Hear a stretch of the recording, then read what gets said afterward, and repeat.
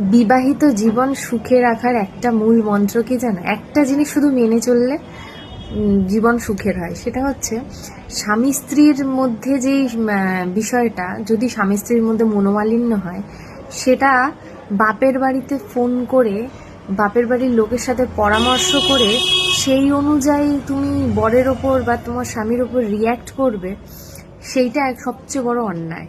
কারণ হচ্ছে, ধরো তুমি তোমার স্বামীর সাথে সংসার করছো, তোমাদের মধ্যে যে ভালো জিনিসগুলো হচ্ছে সেগুলো তোমরা একে অপরকে বুঝছো, একে অপরের জানো যে ওর কি ভালো গুণ আছে বা ওর মধ্যে কি খারাপ আছে, বা তোমার কি খারাপ আছে, তোমার কি ভালো আছে, সেটা তোমরা দুজন জানো।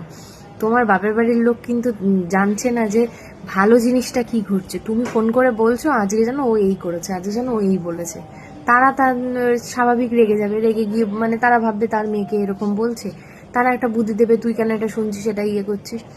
তুমি সেই বুঝে তোমার একটা ব্রেন ওয়াশ হয়ে গেল, তুমি তোমার স্বামীর সাথে তোমার বাজে আচরণ করলে, সেখানে কি হলো, তোমারই সংসারে অশান্তি বাঁধলো। তাই জন্য আমার মনে হয় কি বলতো, যে স্বামী স্ত্রীর সম্পর্কটা একান্তই নিজস্ব হওয়া দরকার। নিজেদের মধ্যে কি ঘটছে বা শ্বশুরবাড়িতে কি হচ্ছে, এটা আমার মনে হয় না যে বাপের বাড়িতে ফোন করে করে পরামর্শ করা উচিত। বাপের বাড়িতে বাপের বাড়ির মতো ভালোবাসা পেতে তুমি যাও, তাদের খোঁজ খবর নাও, ভালো কিছু বলো, ওতে ওতে দেখবে তোমার সংসার জীবনও ভালো থাকবে, তারাও আনন্দ পাবে, তুমিও আনন্দে থাকবে। এই জিনিসটা বন্ধ করা দরকার, যারা করে তাদেরকে একদমই করা উচিত নয়।